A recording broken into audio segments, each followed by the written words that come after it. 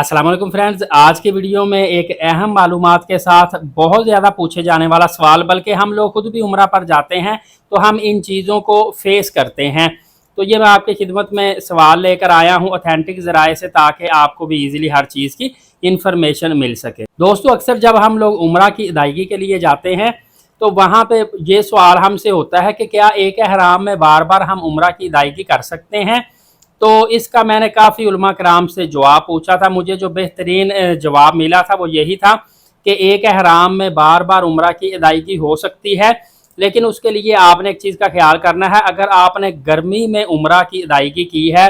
तो आपका एहराम आप देखेंगे तो पसीने से भीग जाता है या मैला कुचैला हो जाता है, या बाद औक़ात हम बारिश में भी उम्रा की अदायगी करते हैं, एहराम जो है नीचे लगता है, जहाँ पे डस्ट हो वहाँ से डस्ट भी लगती, गंदा हो जाता है या बदबू वगैरह आनी शुरू हो जाती है। अगर इस तरह की सिचुएशन है तो फिर आपने एक दफ़ा उम्रा की अदायगी की, उसके बाद बेहतर है कि मैं इसीलिए कहता हूँ दो दो एहराम लाजमी साथ कम से कम लेके जाया करें, या फिर आप उम्रा की अदायगी करके उसके बाद एहराम को अच्छी तरह से धो लें, साफ़ सुथरा कर लें, उसके बाद दोबारा वही एहराम पहन के दोबारा उम्रा कर लें, बजाय इसके कि वैसे ही वो एहराम आप उतार के रखें, उसके बाद फिर 2 दिन 4 दिन बाद दोबारा उम्रा करना है तो वैसे ही ना पहने, आप उसको अच्छी तरह धो लें। ख़वातीन के लिए भी यही है कि अबाए वगैरह जो है, अगर पसीना स्मेल वगैरह नहीं है तो फिर वो यूज़ कर सकती हैं, अदरवाइज़ उसको अच्छी तरह धो लें या नया अबाया यूज़ करें। एक और इसमें भी बात आ जाती है कि फ़र्ज़ करें हमने उम्रा की अदायगी की, उसके बाद हम वापस अपने वतन लौट आए, 1 डेढ़ 2 साल बाद दोबारा हमें उम्रा करने का मौका मिला, तो बाज़ लोग कहते हैं जी उसी एहराम के अंदर हम उम्रा नहीं कर सकते, उसमें पहले हमने किए हैं।